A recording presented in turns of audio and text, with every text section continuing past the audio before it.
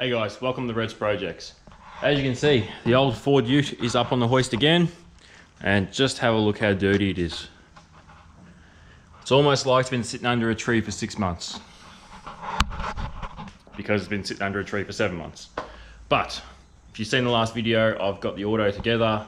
I'm kind of confident it's going to work.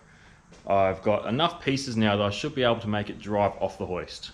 I've got a bunch of wiring still to do, but everything mechanical wise, I should be able to make it run and move itself off the hoist. So very excited for that.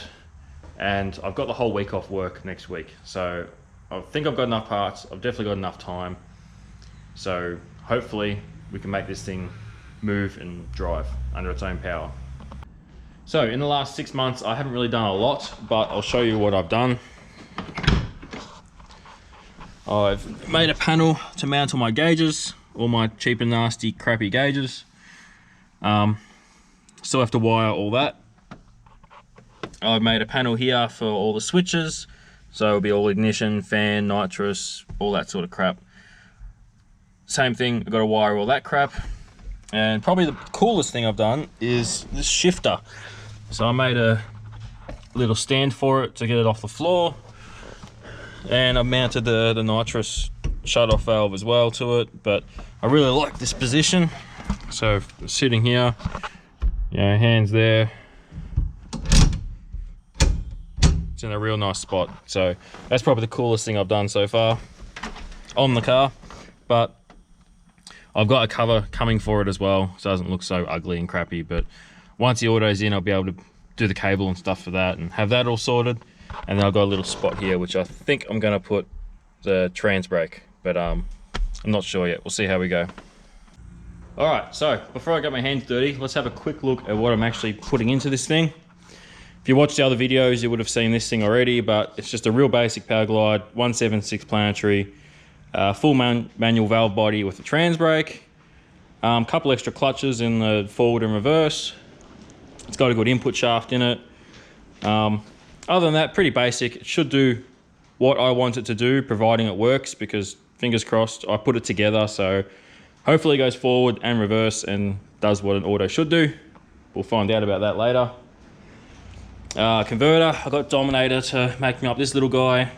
Gave him all the specs, the weight, diff ratio, how much nitrous I'm going to be using, and just give him a rough idea. And I said I wanted about $4 grand stall, so he's pretty good at what he does, so let's hope this is somewhere close out the box.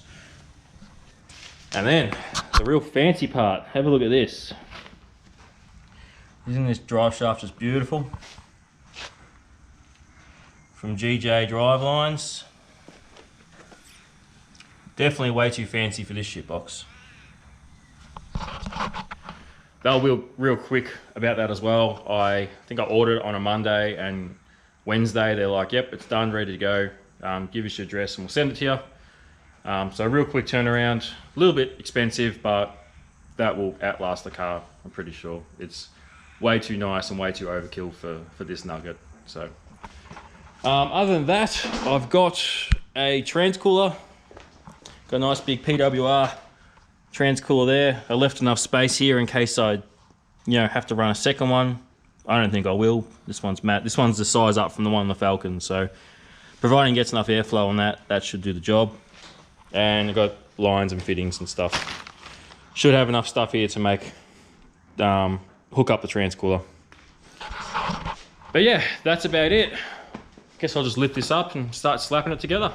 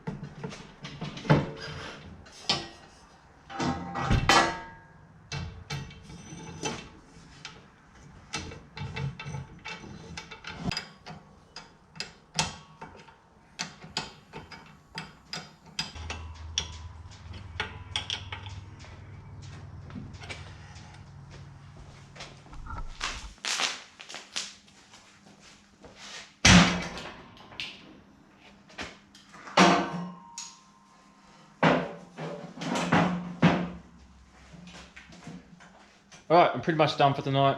I'm just cleaning up a mess and putting tools away and shit like that. Got a bit accomplished. It's starting to look like a driving car under here. So converter, everything went together well.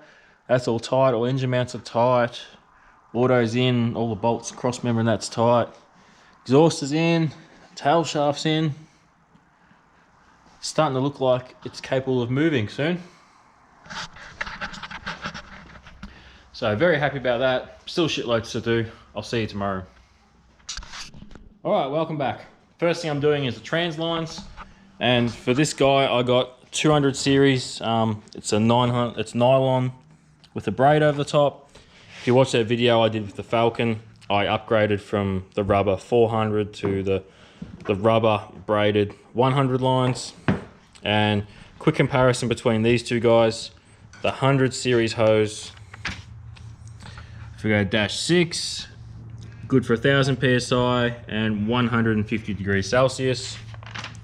We go the 200 series, the better line, -6, we got 3000 PSI and 250 degrees Celsius. So this one can take a bit more heat, and I want that for this thing because it's got a power glide, so it's got a tall first gear, it's got a looser converter, so that's going to make more temperature, and it's got trans brake as well, which is just more heat, more stress, more pressure. So I wanted to get the better line. Not 100% sure how I'm going to route it. I'm going to take some time and work that out. I've got enough fittings, I think, to do the job. I've got 2 90s for the cooler because the fittings are facing up on the cooler. Going to need the 2 90s there. And then I've got 2 straights, 2 45s come out the box. Because of where the box fittings are, they're just there. So not sure what I'm going to need, not sure where it's going to go, but I'm going to work that out right now. Alright, quick little demonstration on the 200 series line. Screw the nut off. Got an olive there. Cut your line nice and straight. Put the nut over. Then you want to flare this braid out just a little bit without stabbing your finger.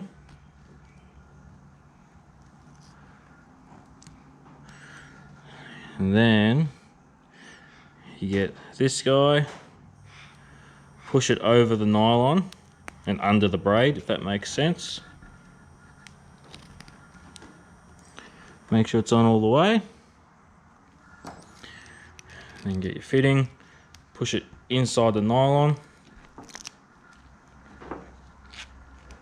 and then just tighten the fitting up. It's easy as that. Alright, so this is what I ended up doing. I ran the lines through the wheel arch. Turn this light on, there we go.